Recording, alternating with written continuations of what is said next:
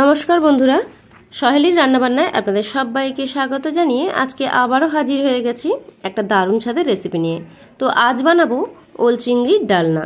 তো এই ডালনাটা আমি কিভাবে বানাচ্ছি সেটাই আপনাদের সঙ্গে একটু শেয়ার করলাম। আর এটা একটা দারুণ স্বাদের রেসিপি, এক পদেই কিন্তু ভাত শেষ হয়ে যাবে। তো তার জন্য আমি এখানে কিছুটা ওল নিয়েছি 500 গ্রাম। ওলটাকে একটু কেটে ছোট ছোট টুকরো করে নিয়েছি। দুটো মিডিয়াম সাইজের আলু নিয়েছি, সেটাকেও কেটে টুকরো করে নিয়েছি পেঁয়াজ, আদা, রসুন, দুটো টমেটো, আর নিয়েছি কিছু গুঁড়ো মশলা, আর জিরে গুঁড়ো, ধনে গুঁড়ো, লঙ্কা গুঁড়ো, হলুদ গুঁড়ো, পরিমাণ মতো লবণ, চিনি আর একটু গরম মশলা। ফোড়নের জন্য নিয়েছি একটু তেজপাতা, 5 ফোড়ন, শুকনো লঙ্কা আর একটু গোটা গরম মশলা। তো প্রথমেই আমি এখানে কিছু বড় সাইজের চিংড়ি নিয়েছি। চিংড়িগুলোকে একটু লবণ হলুদ মাখিয়ে ভালো করে চিংড়িগুলোকে একটু লাল করে ভেজে নেব। তো তার জন্য আমি চিংড়িগুলোকে একটু ভালো করে লবণ হলুদ মাখিয়ে নিচ্ছি। এবারে আমি ওলগুলোকে একটু গরম জলে সিদ্ধ করে নেব। প্রথমে একটা বাটিতে জল বসিয়ে দিয়েছি, সামান্য একটু লবণ ফেলে দিয়েছি, তার মধ্যে ওলগুলোকে একটু ভালো করে সিদ্ধ করে নেব। তো এবারে আমি একটা বাটিতে মশলাগুলোকে একটু ভিজিয়ে নিচ্ছি। একটু মিনিট 5 ভিজিয়ে রাখলে মশলাটার টেস্টও খুব সুন্দর আসে। তো তার জন্য আমি একটা বাটিতে জল নিয়েছি আর সব মশলাগুলো দিয়ে মশলাগুলোকে একটু ভিজিয়ে রেখে দিলাম। তো এদিকে দেখুন ওলটাও বেশ ভালোভাবে ফুটছে, ওলটাও কিন্তু প্রায় সিদ্ধ হয়ে এসেছে।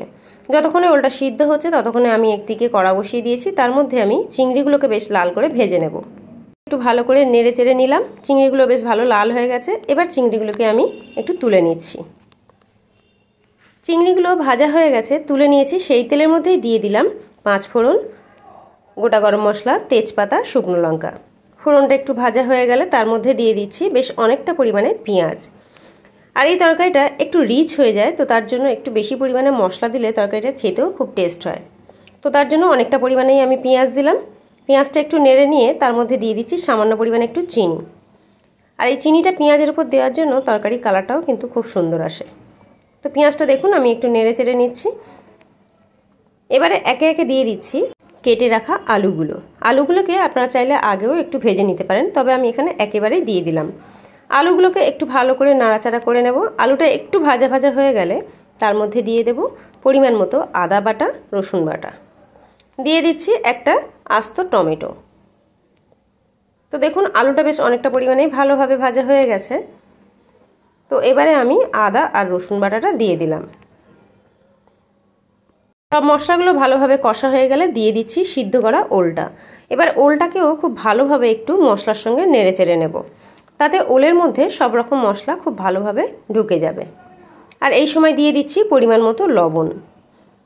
তো দেখুন সমস্ত মশলার সঙ্গে ওল আলু খুব ভালোভাবে আমি কষে নিয়েছি। এবারে দিয়ে দিচ্ছি গুলে রাখা মশলাটা। গুলে রাখা মশলাটা দেওয়ার পর আবারও বেশ কিছুক্ষণ ভালো করে নাড়াচাড়া করে নেব।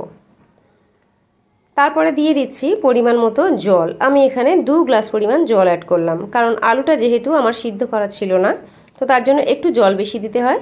আর ওলটাও একটু শক্ত হয়ে যাবে, সিদ্ধ হওয়ার পরেও কিন্তু ওলটা অনেক সময় শক্ত হয়ে যায়, তো তার জন্য সেই হিসেবে একটু জলটা বেশি দিলাম। আর সেই একেবারেই দিয়ে দিচ্ছি ভেজে রাখা চিংড়িগুলো, কারণ চিংড়িগুলো একটু বড় সাইজের ছিল, আপনারা চাইলে ছোট চিংড়ি দিয়েও করতে পারেন। তো এবারে সমস্ত কিছু মশলা, আলু, ওল সব কিছু ভালোভাবে মিশিয়ে দিয়ে আমি এটাকে মিনিট 15 ঢাকা দিয়ে দেব। 15 মিনিট পর আমি ঢাকা খুলে দিয়েছি, তাও দেখছি অনেকটা পরিমাণেই জল রয়েছে। তো আলু আর ওল আমার সিদ্ধ হতে একটু বাকি ছিল, তো তার জন্য আমি আরও একটু সময় নিয়ে এটাকে একটু শুকনো করে নেব। তবে এই তরকারিটা আমি খুব বেশি শুকনো করব না, একটু গায়ে গায়ে রাখবো, আর সেরকমই খেতে খুব ভালো লাগবে। তো দেখুন মোটামুটি অনেকটাই সিদ্ধ হয়ে এসেছে। এবারে আমি এর মধ্যে দিয়ে দিচ্ছি 1 চামচ পরিমাণ সর্ষে বাটা। এই ওলের সঙ্গে সর্ষে বাটাটা ভীষণ ভালো কম্বিনেশন, আর ওল তরকারিতে একটু সর্ষে বাটা দিলে খেতেও খুব দুর্দান্ত টেস্ট হয়। তো সর্ষেটা দেওয়ার পর আমি আবারও খুব ভালোভাবে একটু নাড়িয়ে চাড়িয়ে নিলাম। তো তরকারি আমার মোটামুটি হয়ে এসেছে। এবারে আমি উপর থেকে 1 চামচ গরম মশলা গুঁড়ো ছড়িয়ে দিলাম। তো আজকের এই ওল চিংড়ির ডালনার রেসিপি আপনাদের কেমন লাগলো অবশ্যই কিন্তু কমেন্টস করে জানাবেন। আর ভিডিওটা ভালো লাগলে প্লিজ আমার ভিডিওতে একটু লাইক, কমেন্ট আর শেয়ার করবেন। তো দেখুন ওল চিংড়ি কিন্তু আমার একদম রেডি হয়ে গেছে।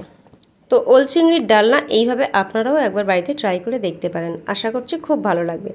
আর যারা এখনও আমার চ্যানেলটিকে সাবস্ক্রাইব করেননি তাদের কাছে আমার অনুরোধ রইল আমার চ্যানেলটিকে একটু সাবস্ক্রাইব করে নেওয়ার জন্য। আর যারা সাবস্ক্রাইব করে দিয়েছেন তাদেরকে অসংখ্য ধন্যবাদ জানাচ্ছি।